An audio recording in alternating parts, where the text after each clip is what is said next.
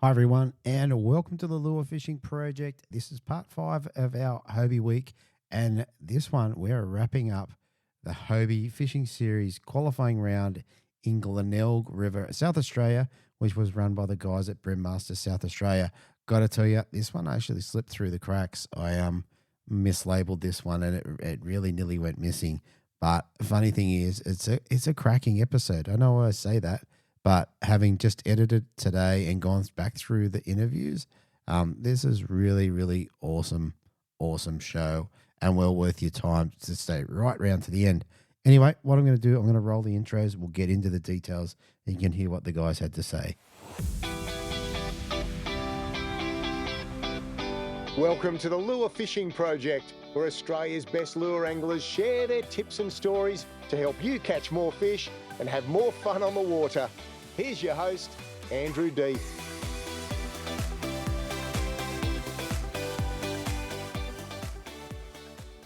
So basically we've got 3 anglers in this one, Kobi Rothall, Chris Miller and Leong. I first became aware of Kobi after seeing massive fish posted on Instagram several years ago. Anyway, he's still at it, catching some great fish in this competition. And then, of course, Chris Miller, not been on the scene for a while, came back, got excited, went out and bought a kayak, ended up coming in second in this one. And then rounding out this show is Leong. I think you should take your time to listen to this episode and what he says about how he breaks down the system and how he approaches it, I guess, is a good way to put it. But I think the interviews are all different but well worth having a listen to. Before we get into the details of the fish activity and what have you, let's just run through a couple of divisions. So we had a monster mover for this one, Teddy Richmond, 0 on Saturday with 2.1 on Sunday. How good is that?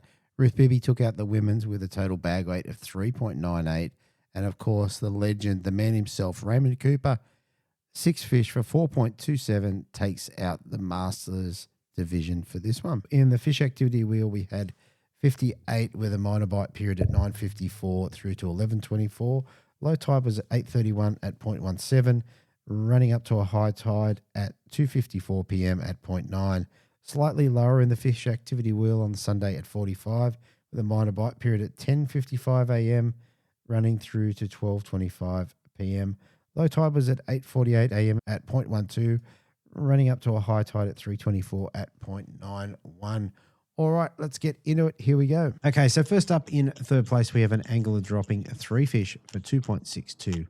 Backing it up on the Sunday with another 3 fish for 2.44, giving him a total of just over 5 kilos at 5.06. And third place, I have Kobi Rothall. Welcome back to the show, mate. Hey, mate. It's good to be back. Yeah, mate, good to see you back, and thanks for taking some time out to have a chat with us tonight.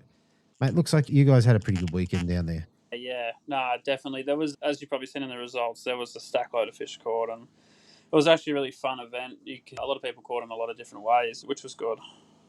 Yeah, okay. And is it somewhere that you fish much?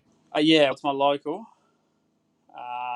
But working away, fish it probably once every 4 weeks, I suppose. Okay, so a little bit. All right, well, let's roll into pre-fishing, mate. What did you get up to? Pre-fish, I think I was just about the first one on the water. It was a real foggy morning. I don't think the fog lifted till about 8:30, 9 o'clock. First up, went to my normal spots down the mouth, down on the sand flats in, 0.5 of a metre. And just fished lightly weighted soft plastics. And yeah, just the normal, and they were there. And some of them were quite nice fish. Yeah, right. Yes, caught them, lightly weighted plastics. Also bent minnows, even a couple on the mussels up on the flats. Really? Okay. And that was early on, real early on in the day? Yeah, that would have been about 7 to 7:30. Okay. And then I think I would have only had probably 50 casts down there. And then, decided to move on. Didn't need to sting too many more fish. Sure. Okay, and what else you get up to for the rest of your pre-fish? Pulled the kayak out and went probably about 10 k's up the river to a little place called Donovan's. And the water, I actually pulled up, and there's like a floating pontoon there, and there would have been probably 100 fish sitting underneath it. I went, here we go, we're going to be on up here. But it wasn't the case. There actually wasn't many fish on the banks at all. which quite surprised me. And even, they were quite hard to catch as well. Yeah, wow. Okay. And same deal, plastics and mussels? Yeah, plastics and mussels, yeah. All right, very cool. Let's roll into comp day, mate. Tell us about your experience on the Saturday. How'd you go about putting a bag together? So just going from my pre-fish, I went straight down the front again, and I think I would have had a bag in probably the first 15 minutes. I don't know, around about 2 kilos, I think. Okay, so not bad at all. Yeah, not too bad. I caught them off there's a spot down there where it's like a rock bar, 2 rocky points and a bay in between, and I just fished in between there with the little mass and a lightly weighted plastic, bloodworm slim swims on a 1/28 hidden weight. Yeah. Seems to work really well. I quite like the hidden weights fishing the flats. So did that. That was quite productive. I would have probably caught, 30, 35 legals down there. Wow. Come probably 10 o'clock, it upgraded a little bit, but nothing. I didn't have that kicker fish. They were all hundreds. Yeah, so good, but not that standout. But with your slim swims, you got a bloodworm with a 1/28. That would barely sink, I would think. It does. There's no tail action on the way down, and probably a foot every probably 4 seconds, 5 seconds. Yeah, so quite slow. Yeah, you're only fishing in, I don't know, probably around a metre, half a metre of water, so a little bit of patience, let it hit the bottom, and then I'm just like keeping in contact with it, just slowly rolling so you can feel it rolling over the sand, and then just giving that little flick every now and again, and then that seems to, just after the flick on the drop, they'll hit it every time. Yeah, very good, very good. And the other thing is, I noticed that you guys, particularly in the southern states, you're more bloodworm than, say, motor oil.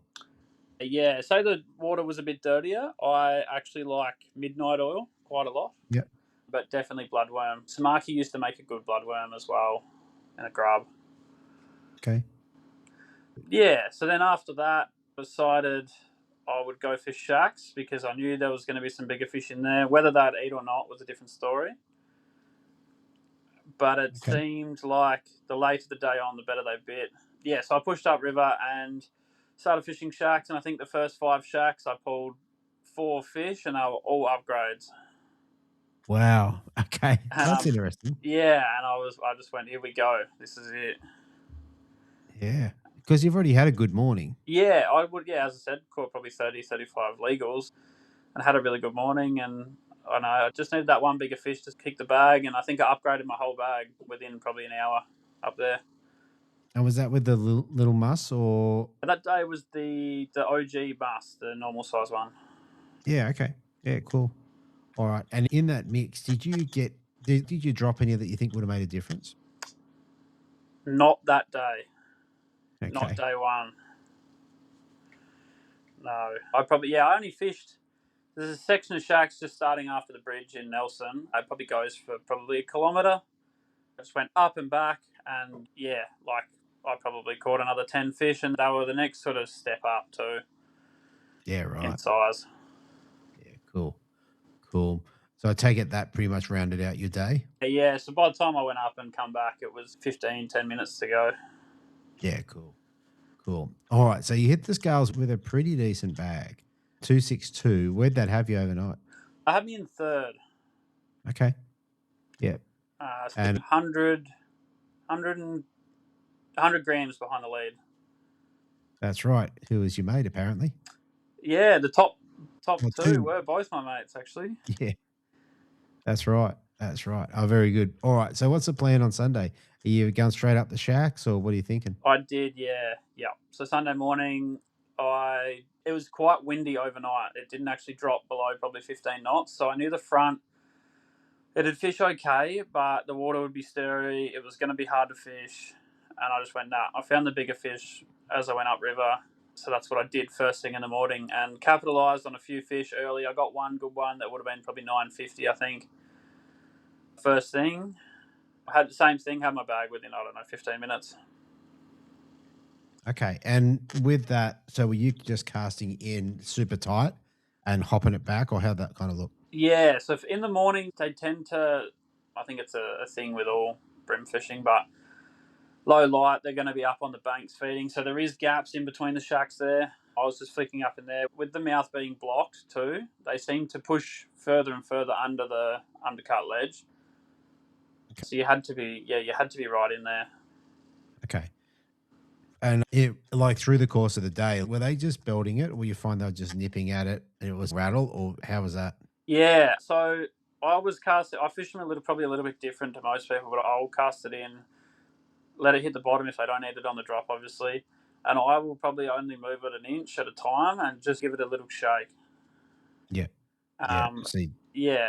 And if that doesn't tend to work, I'll just slow roll it back. And I've had them eat it plenty of times just doing that.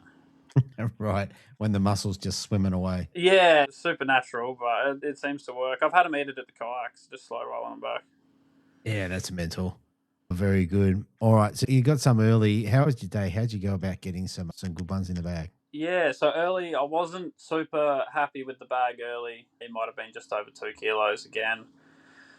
And I struggled from about 9:30 onwards. I really struggled to fish every half hour, and they weren't very big. There was a few kayaks around me. They were catching 800s, 850s, and I'm going, what am I doing? And they're fishing mussels as well. I'm just like, I just really need that upgrade today. And then, very similar to day one, come 12 o'clock, 12:30, I got to the bottom of the ski run and turned around and went back to this bank that was windblown and the wind had been smashing on it all day. And I got one upgrade off that, and then I put another cast in and I hooked this fish, and it was probably the biggest fish I've hooked in quite a while. It didn't even shake its head. It ate the mast, swam under the kayak, and I just started pedaling for the middle of the river, trying to drag it out, and I couldn't stop it, Ah, ouch. Yeah, and this was late. This was like 1 o'clock, and I was probably, I don't know, I would have been a good 70 metres off the bank, and the line was still peeling off the reel. Wow. There you go. Solid fish. Yeah, that one really hurt. Definitely a brim or a chance of a mulloway? No, I believe it was definitely a brim. Yeah, cool. And I went back to that point and I caught two more smaller fish off it. Yeah, okay. So yeah, that put me in the dumps a little bit, and I had about I would have had about 2.2, I reckon, at that stage, and I knew it definitely wasn't going to be enough. And yeah, so I started heading back down, and then same set of shacks near the bridge. Late in the day, heaps of wind. I put a cast in on a outer pole, hit the bottom, and it loaded up, and this big gold nugget just come up, shaking its head on the surface. Right. And as soon as it hit the surface, I knew I had it. They're normally done when they do that. If you can keep their head up and just drag them out, they're normally done. Oh, so good. And did it have it across its mouth, or how was it positioned? Do you remember? Yeah, it had it right down its gullet, actually, like it fully swallowed it. Okay, so it's just trying to shake this thing out. Yeah. Yeah. Wow. I was pretty lucky. Go. Okay. All right. So what sort of lines and leaders were you running for the weekend? I was running down the mouth. I was running 3 pound in a Daiwa leader, but I get it from Japan. I can't actually remember its name. Sure. Might be J-Link or something like that. But yeah, that's a 3 pound. I always fish 3 pound down there. Don't seem to have any issues. I was fishing 4 pound on the mini mass and 6 on just the OG. Yeah, and that's leaders. It's braid leader combo. Yeah, 0.8 braid all around. Very good. All right, is there anything else we should talk about with regards to the fishing? No, I don't think so. I think we've covered most of that. Yeah, it was probably that fish come in the last 10 minutes of the day also, so it was very lucky. Yeah, it's a good way to round out the day, and with the tightness of the field, definitely jumped up a bunch of spots. Yeah, definitely. Very good. All right, then, look, you ended up in third place. What'd you get to take home for third? So I think it was about $500, which is quite good for third.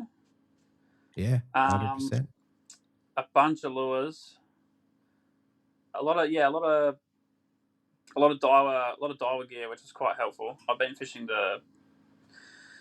the hidden weight jig heads a lot over the weekend, and I find the BKK hooks work really well. So that's always a good price pack to get. And yeah, that was it. But The bags are full of quality stuff. So Yeah, nice. Do you like the shape of those hidden weights? So the shape of the weight and then the offset on the hook? I do, yeah. You've got to be careful the way you rig your plastics though. Just with because you know how they stick out heaps far down the bottom with the keeper. Yep. You've got to get them right the first time. Otherwise, yeah, they tear up your plastic a little bit, and sometimes they'll kink the bottom of your plastic. But other than that, like I can't fold them. No, very good. All right, look, last thing before we shoot off, is there anyone you want to give a shout out to? Yeah, I want to give a big shout out to Lee, the event organizer, and obviously he's a good mate of mine as well. He just does a phenomenal job with the BMSA series. I can't fault anything he does. He's always calm and collected, never gets flustered or anything like that. And yeah, he just runs a really good comp. Yeah. Obviously, also I'd like to congratulate obviously first and second. I'd never met Leong before this, but I'd heard lots of things, and they're all good things. And yeah, he's just a good, genuine bloke, and yeah, couldn't have gone to a better bloke. Fantastic, mate. All right, mate. Look, hey, good to see you back on the show again. I appreciate you making the time, and hopefully I get to talk to you again soon. Yeah, hopefully. I've just bought a compass, so hopefully I can get out and do a few more. That's it, mate. You'll be powering around everywhere. Yeah, hopefully. Very good. All right, thank you, mate. All right, too easy. Cheers. Okay, so coming in second place, I have an angler dropping his 3 fish for 2.72, putting him in first place on day one. Backing it up on the Sunday with another great bag of 2.46, giving him a total of 6 fish and 5.18 kilos. And second place, I have Chris Crafty Miller. Welcome to the show. Hey, how are you, Deethy? Mate, I am good. Good to see you back on the scene and kicking some goals, mate. Yeah, it's great to be back. Yeah, it's a long time coming. It's been a few years now, and it's great to get the cobwebs off and have a flick again. So, 100%. We saw you for a bunch of years, a few years back. Yeah, it was good to see your name up the top. Yeah, we did some massive Ks back in the day, me and Rhett, and then, yeah, work got in the way, and now we're back with a vengeance, is a good way to put it. Yeah, that's right. And from you're in South Oz somewhere, I think. Is that correct? Yeah, I'm in Adelaide, yep. In Adelaide. Yeah, like the Brim comps, they're all a long way. Oh, 100%, yeah. So this one, even Nelson for us is 6 hours, but that's our closest venue. But when the fishing's like it did on the weekend, it makes it an easy trip. Wow, okay. And here I was thinking this was in your back door, mate. Yeah, no, still 6 hours, but... Wow. Okay. All right. Tell me, in preparation for this and pre-fishing, what'd you get up to? Kind of an interesting story quickly with this one. So 3 weeks prior, before the cutoff, I was out there for a 40th with a mate. We went out there with Kurt and had no intention of fishing the comp. We went there and the water was down. The main flat down the front was actually completely exposed. Big sandbar. Went down there, fished it, brained them all day, loved it. And then got on the way home. I'm already on Marketplace buying a yak to get back into it. Okay. I borrowed a yak off Kurt, to be honest. Yeah, and right. On the way home, I'm on Marketplace going, nah. He's put me back in that mode. Let's get around it. So ended up purchasing a yak, and then within a few days, I'd messaged Lee and said, I'm coming back. This is it. And then teed it up with Marty Gittins, Scott Lovig, all the lads, and had to get all the bits and pieces to make it happen. And then threw it all together. And then, yeah. But the pre-fish, we caught heaps down the front, but we was fishing just a little channel that they had down next to these 3 white poles. And it was all spike and mussel bound, and we weren't getting perfect sand, no weed and stuff. But yeah, no, we got some good fish. Okay. And what yak did you purchase? I ended up purchasing, I've always been a stickler for the PA14, the big battleship. I think I've had almost every Hobie there is, or fished out of every Hobie there is. My last one before that was an Outback. While it was quicker and I did enjoy it, I still prefer just that bit of extra room because when I fish, quite messy, to be honest. I'm right there with you. Yeah. So I like to just, that little bit of extra space does it for me. Very good. All right. And then in terms of pre-fish, I assume you guys had a pre-fish on the Friday? Yeah. So we flogged down to Narracourt and stayed at the lad Brody, stayed at his place. He's pretty much a local to Nelson. He was good enough to put us up for a night. And then we popped down early Friday morning and got on the water. And to be honest, I struggled. I went down the front and we had big rains. So those rains that come through Sydney and stuff, they rolled down right through to the Glenelg River, and that whole flat that was completely exposed was under by 300 mil. Right, so very different. Very different scenery to where we were banging them before. So we went down there and had a look, and I was getting like taps here and there, and I was picking up a lot of undersize. And I think I got one legal out of Oxbow, and that was on Bloodworm Slimmy. And then I went up almost to the bridge and flicked a muss into a bit of structure there, a bit on the tea tree there, and I pulled like a 36 tipper. And that was my day of pre-fish. I didn't have any pattern or any sort of idea of how it was going to play out, and I left the water more confused than when I started. So Right. Okay. So very different to a couple of weeks earlier. 100%. And then, okay. All right. But you jumped on the new kayak. Was that all set up the way you needed it? After 100%. So what I ended up doing, I made sure that I spoke to Marty from Burley Pro, and he sent out the visor and the transducer cover, and he hooked me up with the Taz line that I needed and sent me all those bits and pieces. And then Scott Lovig sent me all the kayak cover and all that, and I got a sounder. And yeah, the yak was how I like to fish. It was set up exactly how I wanted it. So yeah, nice. All right. Let's move on to comp day, mate. So Saturday morning, tell us about your day. Yeah, so we chatted overnight about how we thought it was going to play out. And once again, I almost probably had not enough information to go off. So I listened to the lads and stuff and head down the front. Now, flats fishing, never been my forte. Like in Ad, we don't have a lot of it around. So Yeah. I've always been a structure-based fisherman. Give me something to cast at and I'm a happy man. Yeah. If I'm throwing at water, it doesn't make sense to me. Yeah, So I hear you. we ended up heading down the front, and I'm seeing guys catch fish around me, and they're starting to get their bags, and there's little old me, tap, miss, 26, 24, 26, undersize. And I obviously you start getting that doubt in your mind, and it gets to 9 o'clock, and I'm like, you know what, I'm going to get away from these lads, see if I can work something out. So I headed over to Oxbow Lake, and where Oxbow meets the reeds on the northern side of Oxbow, it's actually the eastern side of Oxbow, sorry, there's a big reed bed that runs all the way along the edge of it. Yeah, right. And I pitched the cast in there with a bloodworm on a 1/16th, and I finally come up tight to it, like a decent one. Fought it for a few minutes. I got it in. I had a 38. It was a 38 tipper. So finally got one in the well. Solid Monkey off fish the there. back. Yep. We've started getting into something. Spent another 20-odd minutes there. A few casts later, I ended up, same thing, pitching in real tight to the reeds. Yep. Hooked onto something, what I would assume is one of the good ones. And he just grabbed me and sent me straight into the reeds and dusted me within a couple of seconds before I could even turn him or anything. Yeah, ouch. And then it was around 10:30 by then, I think, 10 o'clock, 10:30. And I started thinking, why aren't I just doing what I know? Like, why have I gone down the front? Why am I doing this? So I thought, you know what, for the next few hours, let's just head upstream, find some structure. We know that the muss is going to work. It's quite a prevalent lure through Nelson. Yeah. So I headed up just past the bridge, and as soon as I got just past the bridge, I could see almost right the way up to that next bend. And there was maybe one or two yaks in that whole area. So I was like, you know what, I've got the area almost to myself. Let's dial in and start pitching how we like to fish.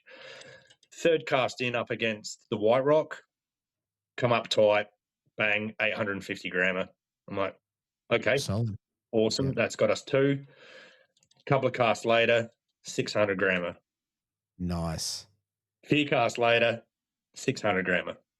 Yep. Okay. I ended up on that stretch from sort of the bridge up to what they call the temple. I would have caught like 15 legals. Wow. After not catching many. After not catching many in what I'm no good at. And then coming up to what I'm comfortable with, started really dialing in a pattern. And I've always found, this is another thing as well. So I always fish, when I'm fishing that sort of structure in the PA, I always found that a lot of lads run parallel to the bank. I always love being a minimum 45 to even 90 when I'm casting. Okay. So I'm almost pointing as like a T-junction back at the bank. Yeah. It gives me the ability to get in tight to those, because what I did find as well, and a couple of the other lads, we spoke about this, I think it was Josh Blamey, and we were chatting about it. It was predominantly a tea tree / cliff face bite for me, and he found the same too.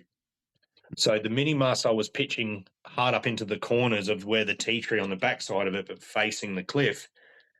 And the mini muss was obviously hard up against the bank, and I'll just slow drag it off that first little lip, Yep. And as it would settle into that undercut where they all love to sit, you'd feel the rattle. And then that's where my favorite part of this comes in, is in reverse, pedaling as hard as I can. I'm only running 3-pound on all of my rods, by the way.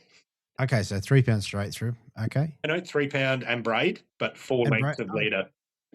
Okay, so a long, yep, cool. Long leader. And yeah, not even winding on the reel. So all I'm doing is using like the 7'6" rod that I've got, long leader, pedaling as hard as I can. And the fish is almost stagnant in the water, not being able to get back to the structure because of how fast I'm pedaling.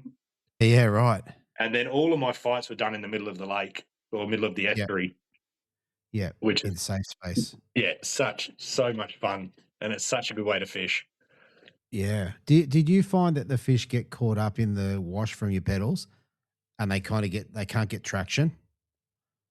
The fish get caught in the wash from the pedals. Sorry. Yeah, when you pedal, it creates turbulence. Yep.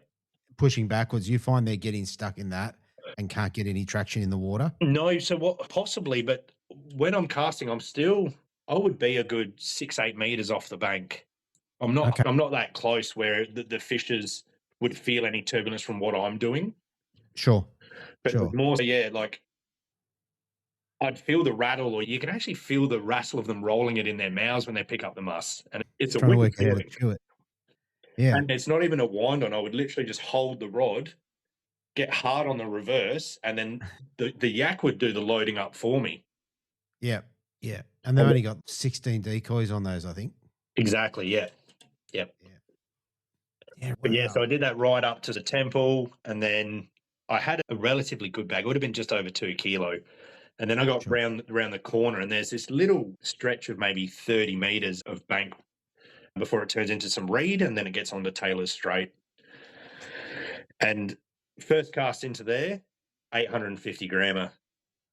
I thought, oh, that's a good upgrade. We're starting to upgrade here. Right. Amazing. Next cast, 1.04 kilo. Wow. Then 3 or 4 casts later, another 850 grammer. And that was that little tiny stretch of maybe 30 meters of bank is where I ended up pulling the bag that I essentially weighed in. Yeah. Yeah. If you got 2 850s and one just over a kilo, that was literally my bag. Yeah. Yeah. Wow. That's very cool. Did you notice with your casting, did you have to be right on the money? Did you have to be right against the bank? So on the Saturday especially, because I'm using what I had in my head, and I'm trying to envision that I can see underwater at this point, and that where that little, because there was probably, you could see maybe 600 mil of 3 inches and then the ledge. So there'd be a little bit of water over the ledge. Yeah. And I'd make sure that I'd try and land it on the ledge or hard up against the cliff face. Yep. And then just slow wind it off of that. And then as it would drift down, I found that the brim were almost following it down from the undercut. And if I didn't get them to pick it up in the first 10 seconds of sitting there, I wasn't gonna get them. So then I'd wind in and pitch again. Yeah. Okay. Yeah, that's very cool. All right. So apart from the one that you lost earlier up against the reeds, was there any other ones that you missed that you would have given you a bigger bag? On the Saturday, not so much. I did get dusted once, but to be honest, a couple of the 400 or 500 grammers were giving them a very good account for themselves. Okay, hard to tell. But no, I think I only got busted off the once on the Saturday, and whether it helped my bag or not, I'm not too sure. Yeah, fair enough. All right, like we said in the beginning, mate, you came back in with 2.72, which had you in first place overnight. You must be thinking, how good's this? I've been away, had a holiday, come back and braining them. Yeah, no, 100%. It's always good when you go to Nelson because you get that it's a very, like, almost a community event.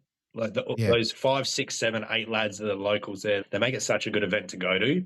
And if you can come off the water braining them like you have and keeping up with those boys, you're feeling pretty good about yourself. Done pretty well. Very good.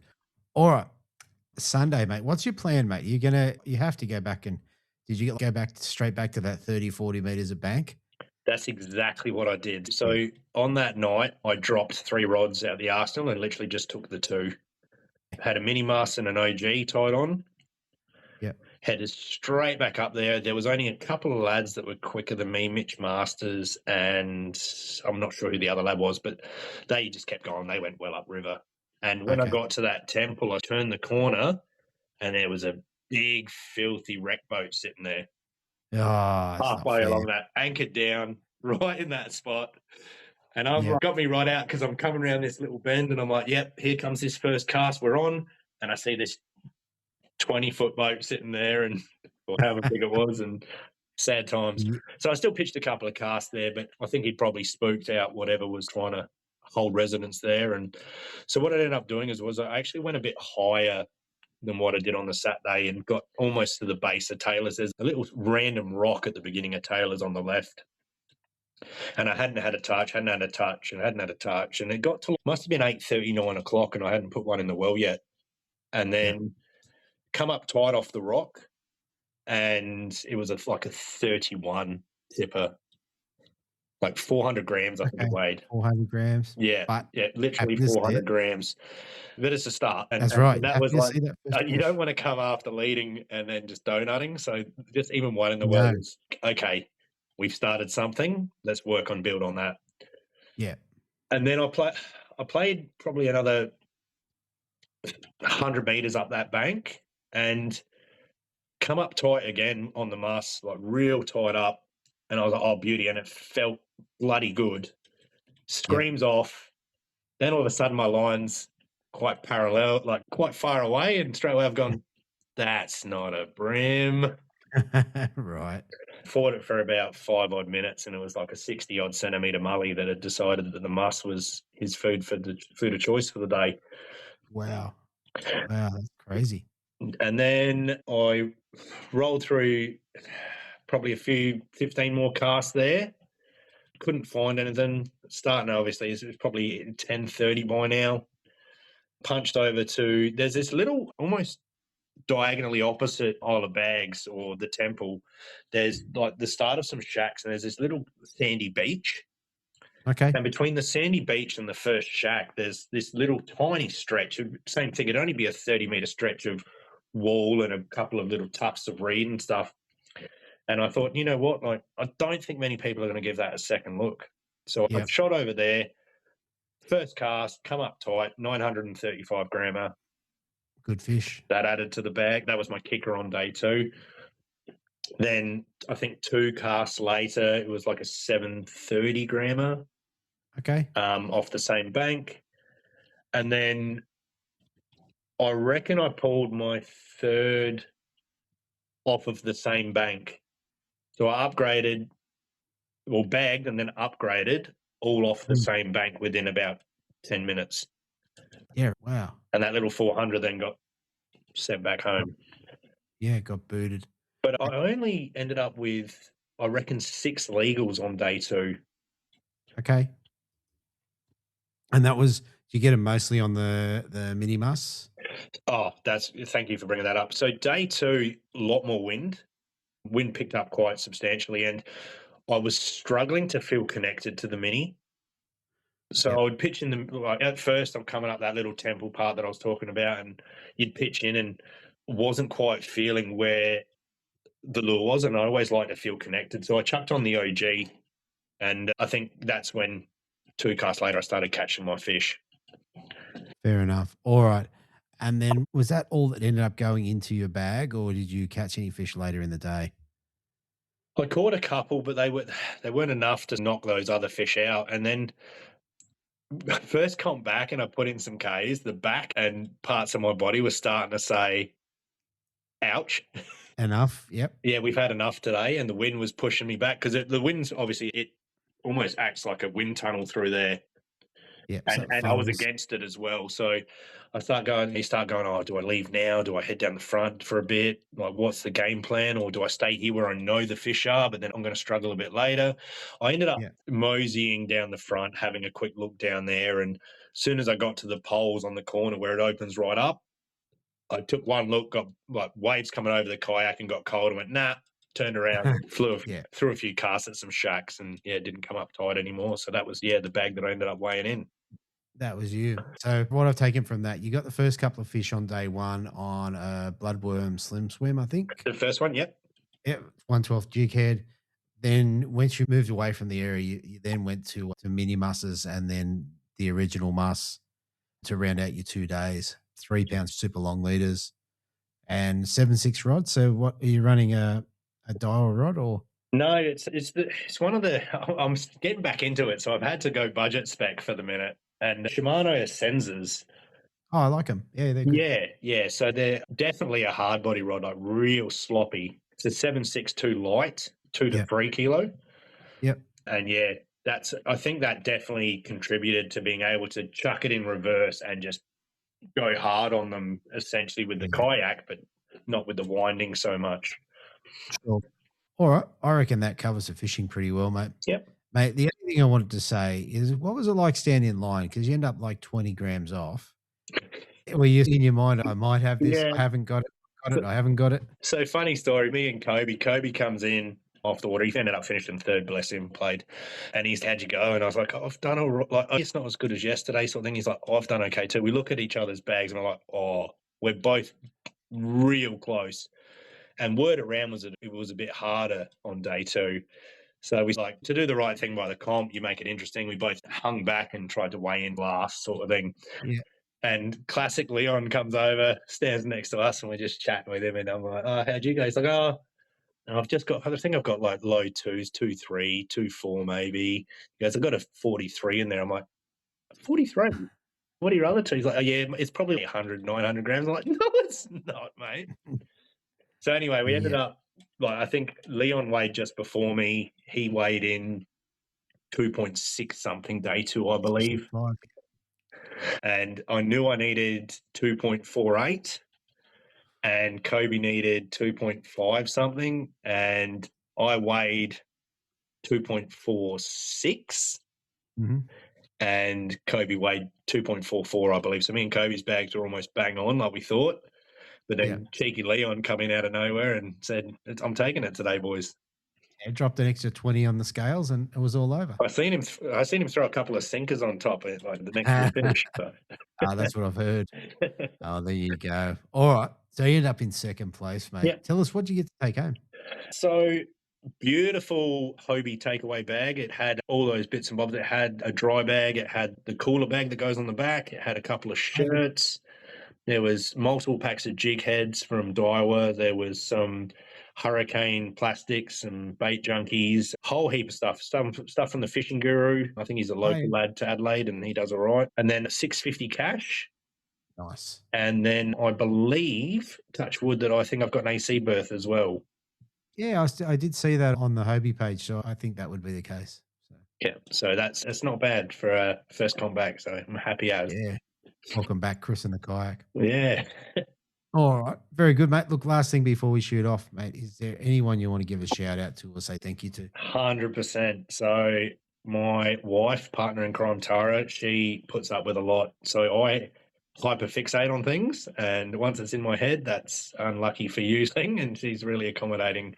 All the lads that know me know that, once I get something in my head, it's very hard to get that out of it. The BMSA lads, they were huge this weekend, as always. It's good to catch up with them all again.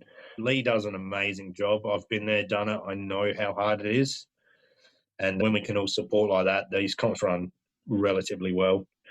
Hobie, awesome lads there. Chris and the team there, they've held it at the highest. They are the pinnacle of what we do. Yeah, big shout out to them.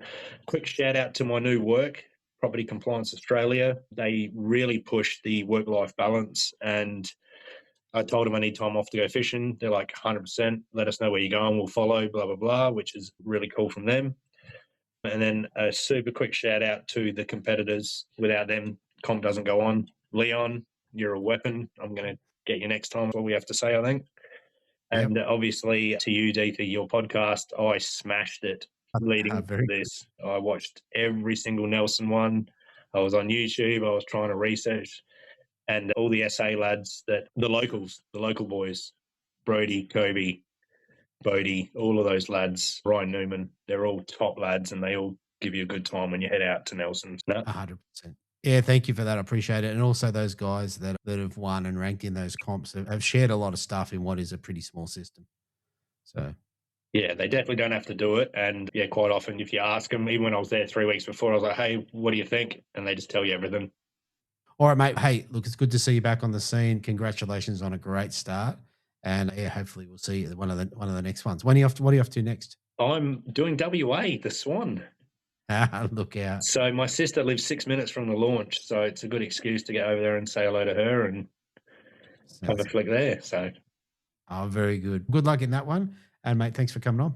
no worries. Thanks, Deethy. Always a pleasure. Okay, so coming in first place, we have an angler dropping his 3 fish on the Saturday for 2.55. Backed it up on the Sunday with another 3 fish for 2.65, giving him a total weight of 5.2 kilos and winning by just 20 grams. I'd like to welcome back to the Brim Fishing Project, Leong. Welcome back, mate.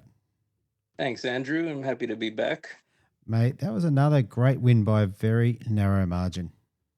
Yeah, it seems to be the way that I do it. I try to keep it exciting. Exactly. I was going to say the weigh-in must have been good, not quite knowing exactly whether you get it or not. That's exactly what it was, actually. There was only 300 grams from 10th to 1st overnight.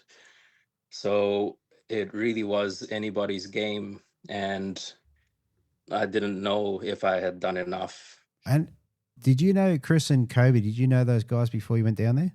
No, I've never met them before. Yeah, okay. Because Chris was snapping at your heels, mate. Oh, yeah.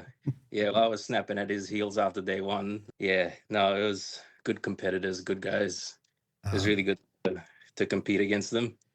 All right. Now, I know that you'd not fished down there before. So tell us, what did you get up to in terms of preparing for this competition? I had a few chats with Mitch McMaster and Dill Pace and Lee Kirshner, and they were all like, knowing how I fish and knowing how much I love my structure fishing, they encouraged me to come down because they pretty much said, I think you could really do well there. Mm-hmm. So that was a big part. It was kind of last minute, the decision to go down. Yeah. And also, yeah, in terms of preparation, I listened to all the episodes from the previous rounds that you've covered, just to get an idea of what lures work and what quality of bag you would need to be up there each day. Right. Okay, so what sort of number did you come up with? I was thinking around 2.6, 2.7 would be a good sort of benchmark to hit each day. Okay, and overall you've averaged exactly 2.6. Yeah, so it worked out that way. But I knew through the interviews you've done with Dill and chatting to Dill that like a 3 kilogram bag is possible. Yeah. And whenever I go out, I'm always fishing for 3.5 kilos. Yep. But I knew that, yeah, I did think in my mind that 2.6, 2.7 would be the sort of benchmark you needed to be at. Yeah, okay. Okay, all right. Then running into pre-fish day, what'd you get up to? Pre-fish, it was a long drive over, so I got out on the water a little bit later. I was at the ramp having a chat with some of the guys that were there that I haven't met before. I did take a walk just along the little platform, the little jetty there, just to see what was going on in the water. Mm-hmm. I saw a lot of bait fish and saw a couple brim in the shallows that were pretty decent. Yeah. In a spot that I felt like a lot of people would overlook. So I kept that in the back of my head as a backup. And I got on the water probably about 7:30. Okay. Yeah, I got on the water about 7:30, and the plan for pre-fish was go check out the lake, rule it in, rule it out. Yeah. And then work on establishing a pattern. Yep. Since Nelson, the way the river's set up, there's a lot of different types of structure that you can fish. You've got reed banks, mud banks, you've got sheer rock walls, and also like sloping walls. There's quite a bit of tea tree and quite a bit of fallen timber. Okay. So initially I wanted to go out into the lake, have a look around, and then work my way up the river, fishing the different types of structure just to see what I could catch fish off and the class of fish that were relating to the different types of structure. Okay. Okay. And leading in, before you'd thrown a line, what sort of lures do you think you'd be running? Nelson is known for crabs and muss. So I had a crab and a muss. And I also had I think it was a wave minnow. I had a wave minnow, and I did have a spike 44. So I took 4 rods out on fish day, but I try to rule it down, like rule 1 out and then just go out with 3 rods. Okay, that makes sense. And right now, what's your go-to muss? What's your favorite one at the moment? I will always throw the little muss clicker. Okay. That's the one that I use, and Callum doesn't make them anymore. Right. And I've got a little stockpile of it, and I only lost 1 over the weekend. I've still got a little stockpile of them, but that's my go-to, is the little muss clicker. Okay. Okay. There you go. All right. Tell us, you got on the water. How'd you go about catching fish on pre-fish? So I launched and headed down for Oxbow Lake. And just from the initial push-off running side scan, my eyes went wide at the way that the system was set up, with the ledges to these incredibly steep drop-offs, and then these sloping edges coming up into the lake. Yep. So I went past the poles at the launch and went into Oxbow Lake. I was probably sitting in about 2.5 foot of water. Yep. And there were fish. The side scan was lit up. There were fish moving everywhere. Right. So I just picked a spot, threw out a wave minnow, and it just started getting tapped on the way. Pretty much as soon as it hit the water, there were fish just on it. Yep. And I spent probably half an hour in the lake. I pulled a couple of 600 grammers, thereabouts, and I thought, it's something if I've got nothing else. But I didn't come to Nelson to sit on flats for the weekend. Sure. I came here looking for some spectacular roastings. To lose some of those clickers while you got a few to lose. Yeah, exactly that. So yeah, half an hour in the lake, and it told me it's not where I want to be. So I turned around and I started heading up the channel. And while I was heading up the channel, I was just making a note of the different schools of fish that I could see, so that I could identify what they were. And I knew I would then know over the comp days not to be casting at every mark that I saw and wasting time. Sure. So I saw a patch of fish suspended, and they were in quite big numbers. I thought they looked like perch, threw in a wave minnow, caught a perch. Yeah. So instantly, like, that sort of told me what the perch are doing in the system. I knew I wouldn't be worried about casting at them. Yeah. And as I worked my way up, I started, like, there was a jetty. There's a jetty, there's some shacks. And I fished the shacks. I didn't pull any fish off the shacks themselves, but I was pulling fish in between the shacks where there was timber, with timber, or like a fallen tea tree, just a bit of structure in between the two dominant structures. I was pulling fish there I pulled fish there on wave minnows and crabs. Yep. And I thought, okay, that's something. There was in that 650 gram class. So that's a bit better.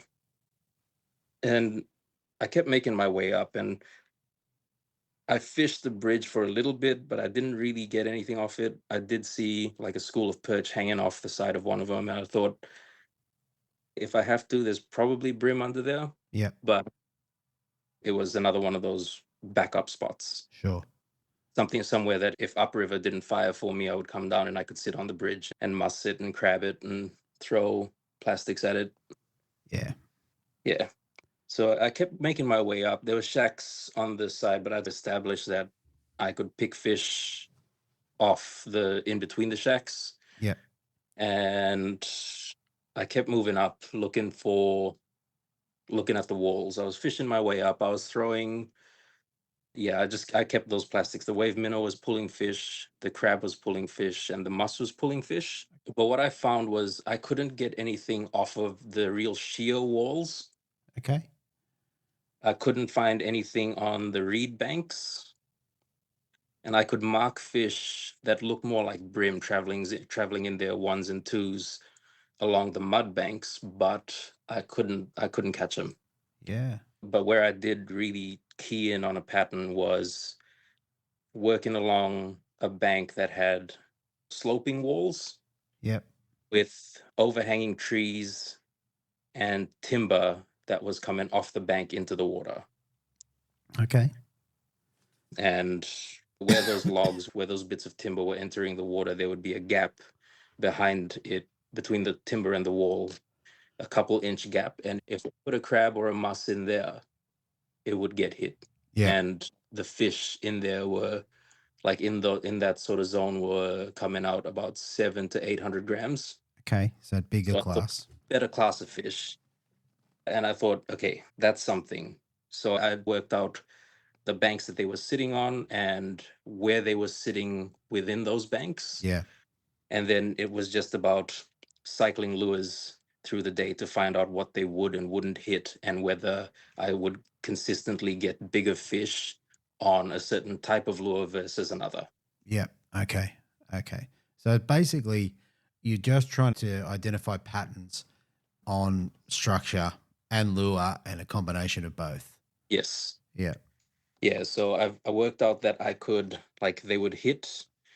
I dropped a few fish on plastics, and I thought the bite's a bit too timid for a good plastics, throwing plastics into the structure. Yeah. So I switched over to treble baits, which were the muss and the crab, the 1-2 punch. And I was getting those 600 to 700s on the muss, but then I started actually getting better fish on a crab, and just a standard light olive crab, just pitching it real tight to the wall wherever I could see that timber entering the water, Yeah. sinking it down and feeling it rattle. And I was pulling out better fish, pushing that sort of 800 to a bit above that. Yeah. Wow. And with that crab pattern, I started cycling through different crab presentations. And it was pretty consistent that a muss or a little muss, you would still get those okay fish around that 700 grams. But if you threw a crab pattern, Yeah. you would get bigger fish out of those snags. Yeah. Right. That's how I dialed in what I did. And I covered a fair bit of water. I went almost up to the South Australia border. Yeah. It didn't quite, because I didn't want to burn the spots that I was fishing and finding fish. So I kept moving up and kept checking that pattern as I was moving up, and also just flicking into different types of structure. So your shear walls or your reed banks, just in case the pattern would change the further up I went. Yeah. But it really didn't. What I found, what I'd worked out down low, was just very consistent all the way up. Okay. So I would pull one fish off a bank or off a piece of structure, and I would immediately just leave it, move a couple 100 meters, have a look around, and just repeat that through the day. Okay. And you're throwing crabs and mussels. What line class were you running? On pre-fish, I'm not actually sure. It was whatever I had tied on from when I last took my kids fishing. So it was probably 4 or 6 pound. Yep. Yeah, so that's what it would have been. Okay. 4 or 6 pound. Yeah. Okay. All right. Let's roll into comp day. So you ended up with obviously one of the better bags. Tell us how that went for you. How'd you go about putting it together? Yeah, I was feeling pretty confident in my pattern and in the areas that I found. So the air horn went off. We kicked off doing sort of 8 kilometers up the channel. Yep. Just powering. And I think on day one, there were only four of us, I think, that went upstream. Yep. Upriver. And it didn't take me long. I pulled up at my bank, which was right next to a reed. There was a reed bank, and then my sort of timber bank started casting. And it took a little while to get my first fish, which was like a small, maybe 300 grammer. Okay. That was on a crab. That was just pitching in a crab. And I caught a couple that were undersized, and I don't know, it was maybe 820, and I was like, oh no. Oh no, all the big fish are gone. Yep. Then as the way that I set up on this bank, the wind was pushing me along perfectly at 0.8 kilometers Yeah. along the bank. So I could face into the bank and pitch my cast just ahead of me Yep. and then just retrieve, give it a little shake to get it over boulders or over sticks. And I kept doing that, working my bank. And I think at around 8:25, 8:30, the line loaded up. Yep. And I thought, okay, here's another small one. And I had tied on 8 pound Okay. for the day. I just thought, if they're in snags, in my experience, they'll pretty happily eat 8 pound. 8 pound won't bother them because it's such a reactionary thing. So it loaded up, it got this hit, and I put the kayak in reverse and I held the spool and I towed it out, and then these big head shakes started. Right. Awesome. Big thumping head shakes. And I was like, oh, this might be a better fish. So I got it out into open water, backed the drag off, fought it for a minute or so, eventually got it in the net, and it was a 40 tipper. 40 tipper. Okay. The first proper fish that I caught for the day was my kicker. Nice. And that was on a crab, just drifting past. And then I sort of worked from where I had sorted the fish out and put in the well. I just went straight back into the bank and started pitching again, pitching the crab, pitching the muss. And I pulled a 33 tipper. Yep. And a 36.5 tipper. Okay. And like it started off a bit slow to me, but then by 8:53, I had my bag. Yeah, okay. And a reasonable bag. And a reasonable bag.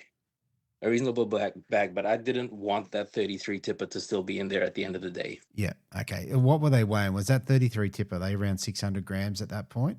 I think they were weighing pretty skinny, so I think it might have been around 500. Yep. Would have been about 500. Yeah, the scales that I've got at the moment, they're not super accurate, so I don't really trust them. I use it as a sort of general idea of what I've got. Yeah.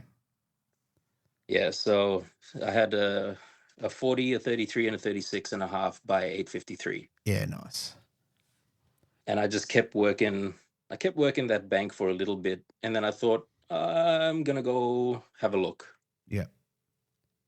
So I pedaled up, and it was a little bit of a different day because I was pitching the crab, and the muss was working a little bit better on the shear walls. Okay. The crab was working a little bit better for me on the more gradual drop-offs. Okay. So I think I ended up upgrading the 33 out for a 35 tipper. Okay. So better. A bit better, yeah. Yeah, a bit better. And that was on a muss. And that was up towards closer towards the South Australia border. Yeah. And I'd heard in the morning that there was some good fish around Donovan's, around the jetty there. So I thought, I'll go for a pedal. I'll go have a look. I've got a bag. I'm pretty relaxed. I'll just go up and have a look. So I did end up pedaling all the way up to Donovan's. And I got there, I think, around 11 o'clock. Yep. Would have been thereabouts. And the jetty, there were families fishing the main jetty. Okay. And the boat ramp pontoons as well. There were guys standing on there. And I knew there were good fish in there because I could hear them from across the water. Oh. They were just pointing at these fish that they couldn't catch. They were like, oh, look at that one. Oh, look at that one. That's huge. So I knew that there were big fish in there. And they were just really hard to catch. But I kept working the bank opposite the jetty because it was set up the way that it was fishing well downriver with the timber and the sloping gradual banks. Yeah, right. The weird thing that I did find was above the South Australia border, they ate muss better than they ate crabs. Okay. It was only a little change, but after I got over the South Australia border, I spent about 10 minutes working my way along this bank, casting a crab, and didn't get any touches. And then I threw a muss, and I started getting consistent fish. Right. Okay. So something's different. Yeah, it was interesting. I went a little bit up past the landing jetty to the bend in between the two groups of shacks, and I got I pitched the muss into this really nice looking bit of timber. There was like a fork in the timber. There's a little gap where I pitched the muss in between that, and it just sank it down. And then the line just took off. Yep. It just sped off. And I thought, oh no, this is a good one. So I held the spool, kicked the kayak in reverse, and towed it out. It got it out, and it upgraded the 35 to a 36.5 tipper. Okay, nice. And that was on a brown muss. On a brown one? A brown one, yeah. So Wow. there's the Tackle Shack up in Warrnambool. They have a sort of custom color brown muss, and that I was told that works really well at Nelson. So I stopped there on my way through and picked up a couple. Very good. Yeah, so that was my bag for the day. I came back down, and as I was coming back down, it started to rain. So the people on the jetties packed up. I snuck in behind the jetty and put one cast in with the muss. Got hit really hard. This thing peeled the line off. I locked the drag and started to tow it out, and then it just popped off. Ouch. I got the muss out and had a look at it, and it had straightened the hooks. Right. Okay. So good fish. It would have been a good fish. Yeah.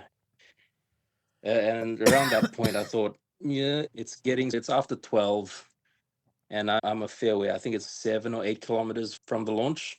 Yep. Okay. So that's a hike. So yeah, I thought to myself, it's time to head back. So I started, I made my way back. I fished a couple spots on the way and pulled a couple little fish. And I knew I had those backup spots for day 2. So that was pretty much my day done. I went back and weighed in. I got in the line. I had a couple of minutes, and ended up weighing 255, and that was it. That's it. And that would have had you maybe in 4th? I was in 5th overnight. 5th overnight. Yeah, okay. So still well within striking distance, and given all the bags were quite similar, yeah, you would have been confident that it's possible. That's right. There was 170 grams between me and Crafty. Yep. So it was a very tight field overnight, and that was really exciting. Yeah, very cool. Very cool. All right. So what was your plan then leading into Sunday? On Sunday, I knew that I didn't want to cover that distance again. I didn't think it was worth it to go all the way up to Donovan's. Yep. So my plan was crab, muss, and pick apart my banks. Yep. So approach them slower, fish them more thoroughly. Yep. And just really pick it apart, go over it with a fine-tooth comb. Yeah. So travel a lot less. So probably save an hour and a half in traveling time.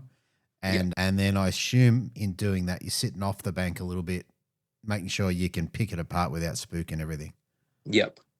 Yeah. And the wind was forecast to blow up a fair bit more on that second day. But in the morning when we kicked off, it was pretty similar to the day before. So I was able to get that really good drift.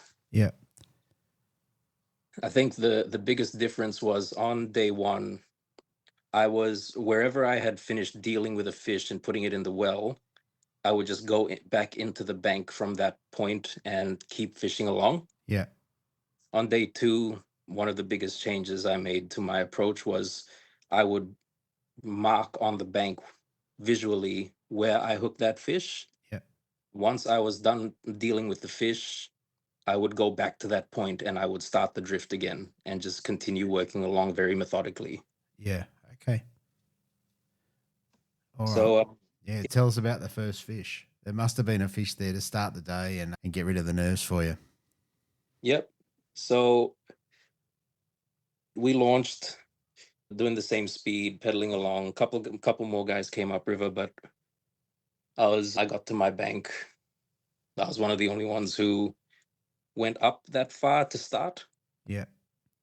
And I got into my bank. I stopped along the reed bank and just put a couple casts in and relaxed.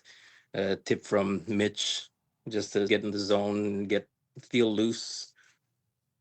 So I did that, and then I started hitting my banks very methodically. The first fish came pretty early. I think it was around 8:10. I got a 510 gram fish on the cranker crab. Okay.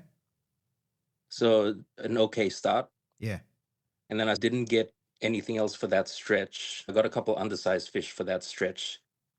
So I pedaled out, came back around, and worked that stretch again, but throwing the brown muss this time.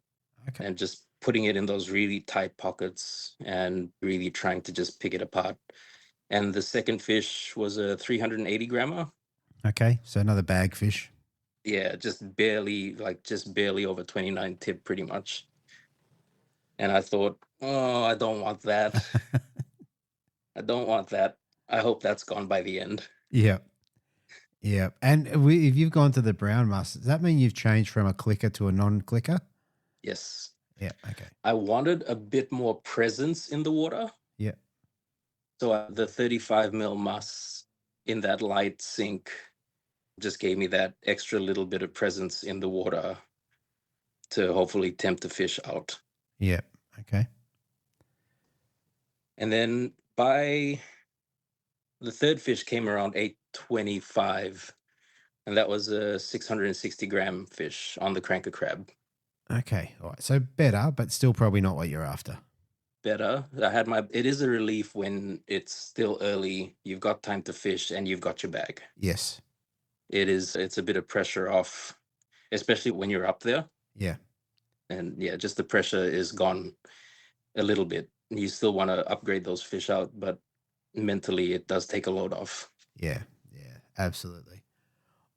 Yeah. All So right, yes. had my bag, and I just did the same thing. I was making multiple passes at that bank, sometimes at slightly different angles, to put the lures into a piece of structure that I might not have had the right angle on the first drift. Yeah. And the next fish that upgraded the 380 out actually came at 830. Okay, so pretty quick time. Pretty quick time, yeah. So that was a 530 grammer that came on a crab, and that was just when I had turned the kayak into the breeze. Yeah. Just to put the lure in at a different angle. Okay, and were you finding that you had to be super accurate? Yes. Yeah. Okay, so Yeah. if you're off base a little bit, were you pulling the cast in or? Yeah, no, I wasn't trying to fish a bad cast. If it hit the water and it wasn't where I wanted it, I would wind it in and I would get it in again. Yeah. Okay. Yeah, I wasn't trying to fish non-productive water. Yeah. And just waste time.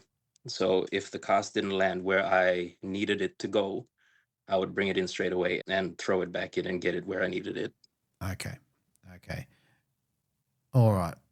Carry on. There must be another fish here somewhere. There's a couple more. There's a couple more. I worked my bank, and then I came back down, and I thought I'd drift the whole bank again, just change out from the crab to the muss again. Yeah. And at 8:56, I did take notes on this. At 8:56, I upgraded a 510 grammer to a 570. Okay. So better? So it was better. It was starting to build up the bag. It still wasn't where I wanted it, but the upgrades were coming. They were just slow. Yeah. Yeah. And I don't think I mentioned on pre-fish, I was throwing, because there were so many bait fish on the water, that I had these flick baits that a friend of mine poured for me. Yep. Plastic flick baits in a sort of glassy color.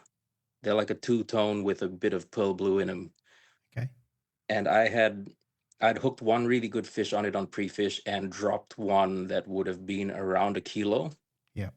And that was another thing that I put in the back of my mind, thinking bigger fish might be keyed in on bait fish. Yes.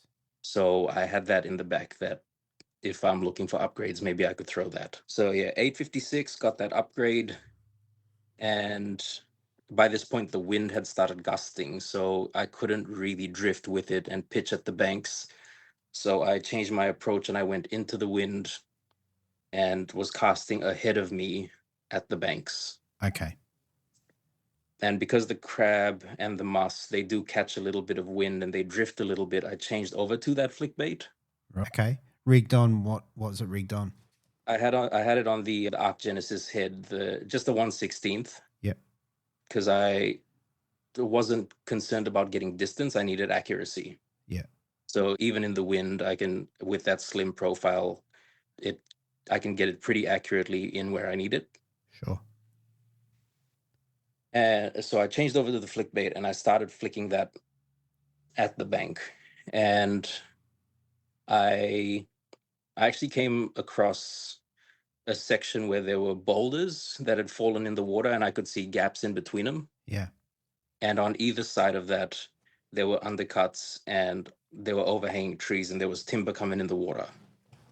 And in my head, I thought that is a high percentage spot for a big fish if I've ever seen one. Sure. So I cast over the boulders and sort of jerk baited it a little bit just to keep it twitching and bouncing over the cracks. Yeah. And I sank it down just right at the edge of where the boulders start to drop off. And it screamed off. Yeah, wow. Screamed off. It went really hard.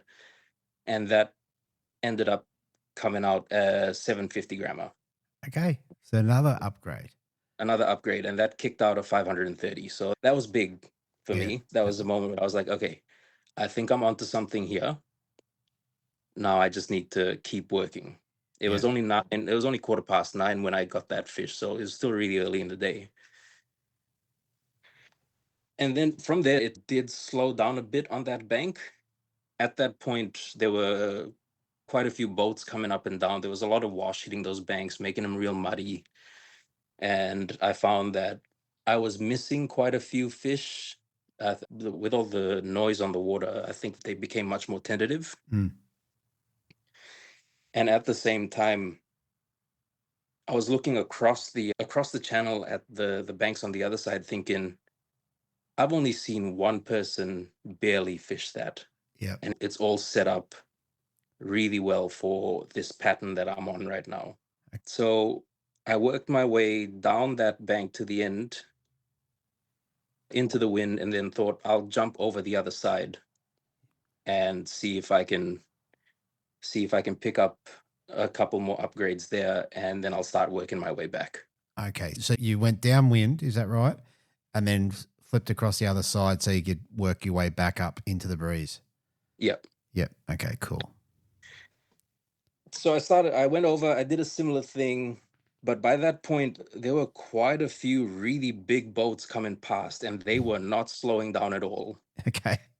And they were cutting pretty close to me, and the wash was hitting me pretty hard. And I thought, I don't like this. Okay. Yep. This is not enjoyable. On that bank coming back downstream, there's like a mud bank, and I was marking fish on that. And it was that same thing on pre-fish. I was marking fish on the mud bank, but I could not get them to bite. Right. But just past that mud bank was like the absolute perfect big fish spot. So the mud bank transitioned to a rock wall. Yep. The rock wall had an undercut, and there was a ledge that came out from that undercut, maybe like a foot, and then it just dropped off into 8 to 11 feet of water. And there was overhanging tea tree, and then there was also timber coming down into the water. And the rock wall also had these holes, these sort of channels that went into the rock. Right. So it was like, as far as like complex structure that big fish gravitate to, that's almost textbook. If you think about like where big fish relate in terms of the amount of cover that they can have and still have accessibility to food, because this rock wall was also right at the edge of a bend. So all the wind was pushing the current around the bend, and anything was being brought back with it. Yeah. And Wow. they could just sit in that ledge, like in that undercut above that ledge, and just pick things off as it came past. Yep. It was such a textbook spot. So moving past that mud bank, I cast into the wind, and this time, instead of pitching 45, I angled the kayak so that I could more parallel the wall. Sure.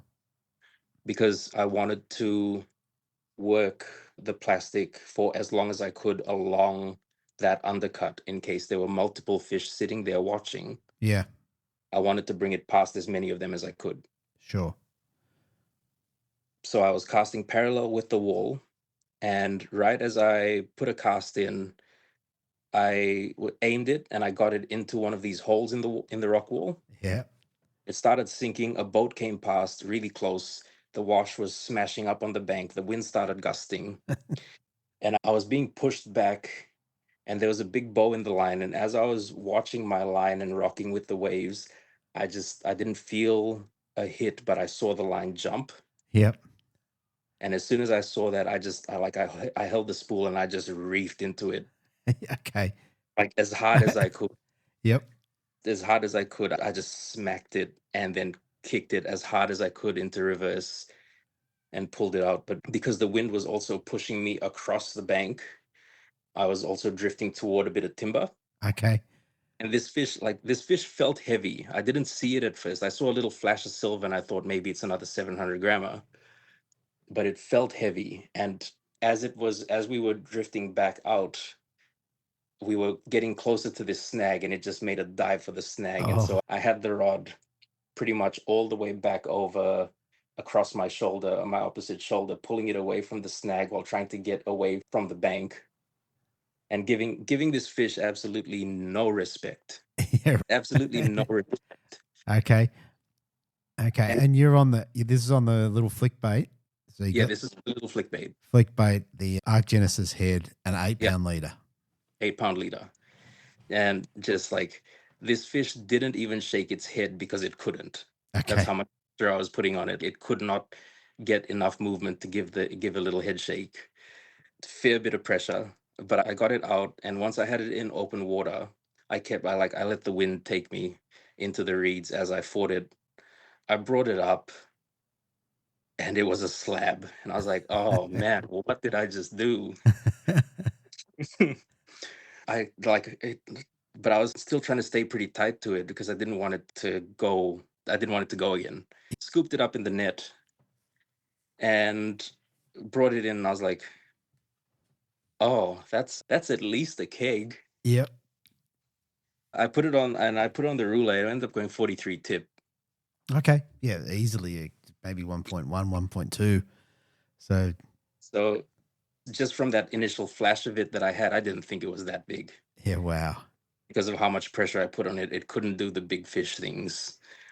So it just got towed out into the net and it upgraded out that 570 grammer. Okay, that's a big change. Big change. And by that point, I thought to myself, okay, like that's a healthy bag. I still have a 660 in there that I would like to be gone. Yes. Unfortunately, couldn't get it gone. The rest of the day was spent catching fish between 600 and 650. Okay. So not that extra bit that you needed. No. And I didn't end up needing it. I did drop another fish that would have gone a keg. Sure. And like I said, I didn't end up needing it, but it would have been nice to bring it in. Yes. But that upgrade from the 570 to it was 1.08 on my scales was at 1040. Okay. So you still had plenty of time potentially. I still had plenty of time and I kept fishing. I kept looking for those big bites. It was just by that point, the sun was bright and pretty high up. And the wind was making it really difficult. It was gusting up and just it was really difficult to maintain position in the kayak and work without getting blown off course. I kept fishing. And as I was pedaling down, I passed a couple of guys, had a chat with them. I noticed Corey was at that point paddling back. He was on the oars. Yeah. Because he'd broken his drive. So I went over and I asked him, have you got a rope? I'll give you a tow if you want. And he said, no, don't worry. You keep fishing. I can make it. All right, cool. But I'll just check.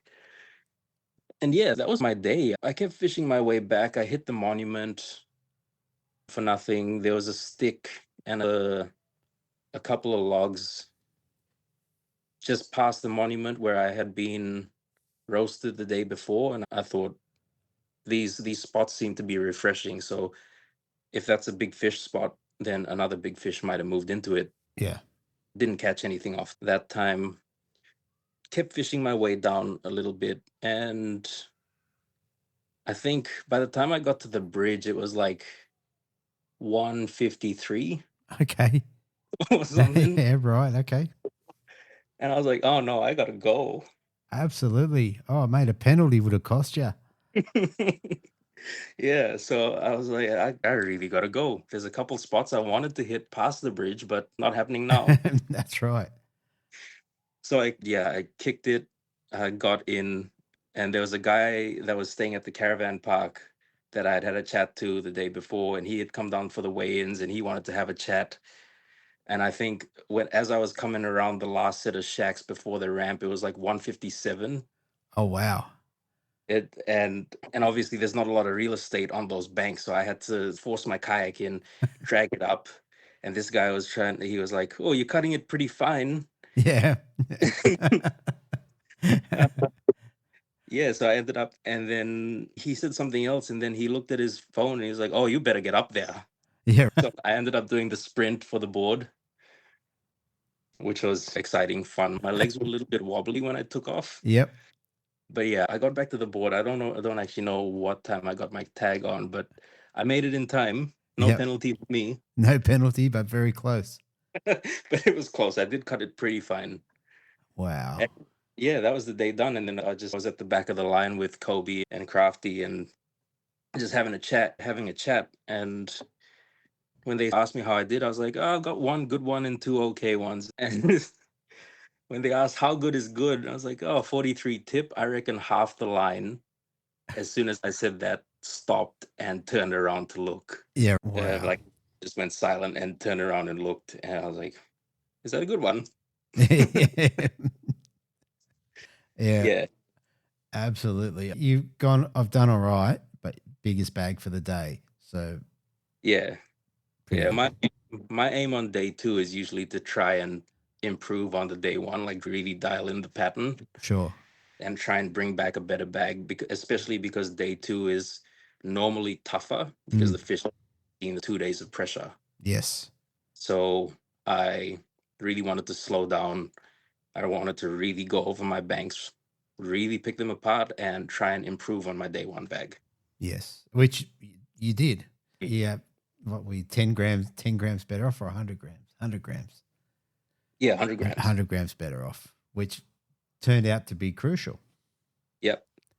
And I did, when I went to weigh in, the guys ran up and they wanted to have a look at the fish. And I did weigh it for big brim. And it was 1.12. Yep. And that 0.002 kilograms, that's what got me over the line. That's what got you over the line. There you go. There you go. All right, mate. That is an absolutely epic competition. And I think you put together enough sort of information, obviously, to come home with the win. Yeah, I approached it from a very analytical perspective. I really wanted to pick it apart and dial it in. Yeah. Oh, that's very good. All right. For all of that, you're in first place. Tell us, what did you get to take home for first place? So I got $850. Nice. I got the trophy and the core flute, which is now sitting on the shelf. Very good. I also got one of the Hobie cooler bags. Okay. And a Hobie dry bag and a bunch of lures. Yeah. And up here inside. So it was a really good, because I've been meaning to get a dry bag and a cooler bag for a while. So why buy it when you can win it? Oh, mate, it's a good plan. It's a good plan. Oh, that is hectic. All right, mate. Look, last thing before we shoot off, is there anyone you want to give a shout out to or say thank you to? Yep. Of course, like normal, my family. They tune in for the weigh-ins and they comment on the live streams. Nice. They're my biggest supporters. And I would have loved to bring them down, but a 9-hour drive is a fair way. Yes. I want to say a really big thank you to you for work you do for the podcast and with the collective. Because as 2 years ago or so, that was my first time at that Malakuta round. And since then, I've really grown and I'm way more comfortable with heaps of different techniques in fishing now. Very good. I want to say a big thank you to Lee and the BMSA guys and also Hobie it was a really exciting comp and I had a really good time. Chris and Kobi and the other competitors, again, such a tight field, really good competition. Just I do really thrive in that competitive environment, and that was really good to have that be that tight.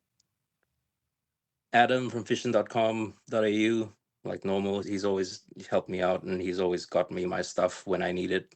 Yep. The flick baits from my friend here in town, his name is Brad. He has a little soft plastics company called SMJ Lures, and it's only a little thing on Instagram. But those flick baits, perfect match for the bait size that the fish were eating, and that's what got me the 2 better fish on day 2 that helped me get over the line. Very nice.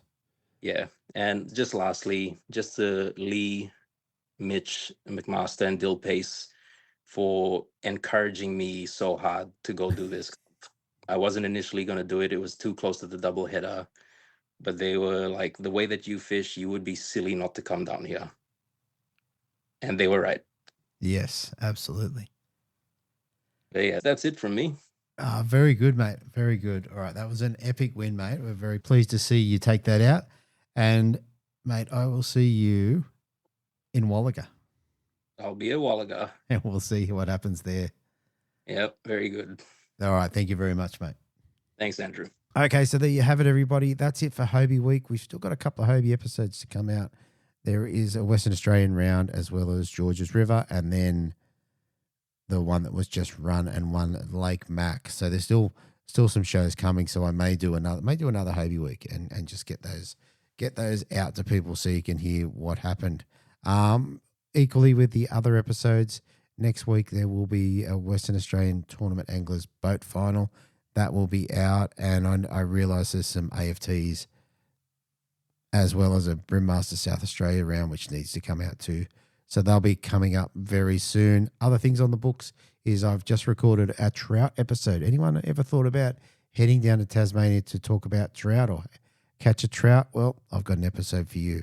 That'll be out shortly. There'll hopefully be a jewfish show out of Lake Macquarie shortly and a flathead episode. So some of my favourite things. All right, I'm going to leave it there. I appreciate you guys listening all the way to the end. Congratulations to the winners of this one, and I'll talk to you next time on the Lure Fishing Project.